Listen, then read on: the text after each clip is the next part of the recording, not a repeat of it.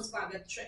Tandalja Basil સ્કૂલના 1200 જેટલા વિદ્યાર્થીઓ સાથે ડ્રગ્સ અવેરનેસ પ્રોગ્રામનું આયોજન કરતી વડોદરા શહેર એસઓજી। માનનીય પોલીસ કમિશનર નરસિમ્હા કોમરની સૂચના મુજબ આજના યુવા ધનને ડ્રગ્સના નશાના રવાડે જતા અટકાવવા સારું અને વડોદરા શહેરમાંથી ડ્રગ્સના દૂષણને દૂર કરવા સારું આપેલ સૂચનાના આધારે વર્લ્ડ ડ્રગ્સ ડે પખવાડા 12 જૂનથી 21 જૂન સુધી ચાલી રહ્યો છે। તે અનુસંધાને એસઓજીના પોલીસ ઇન્સ્પેક્ટર વીએસ પટેલ નાઓના માર્ગદર્શન મુજબ અવારનવાર વડોદરા શહેરના જુદા જુદા વિસ્તારોમાં યુવાનોમાં નશીલા પદાર્થો વિશે અવેરનેસ લાવવા તથા આવા નશાનું સેવન ન કરે અને ડ્રગ્સ સંબંધી સમાજમાં જાગૃતિ લાવવા સારું ડ્રગ્સ અવેરનેસ પ્રોગ્રામ કરવામાં આવે છે। તેવી જ રીતે એવા જાહેર સ્થળો કે જે યુવા પેઢી દ્વારા વધુ પસંદ કરવામાં આવતા હોય તેવી જગ્યાઓ તથા તે જગ્યા સાથે સંકળાયેલ આજુબાજુના લોકોમાં ડ્રગ્સ સંબંધી અવેરનેસ લાવવાના નવા પ્રયાસ કરવામાં આવે છે અને જાહેર રસ્તાઓ પર પણ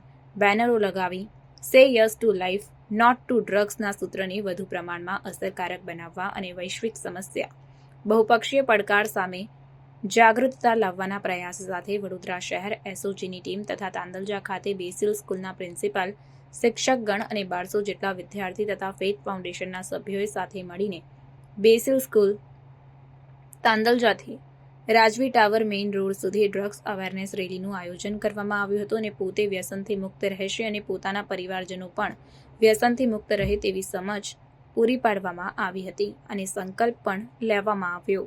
આ કામગીરી દરમિયાન પોલીસ ઇન્સ્પેક્ટર વીએસ પટેલ તથા એસઓજી સ્ટાફ અને ફેથ ફાઉન્ડેશનના સભ્યો દ્વારા સરાહનીય કામગીરી કરવામાં આવી। રિપોર્ટ નઝીર શેખ સાથે cameraman Arif Sayed, Secular Gujarat News, Vadodara.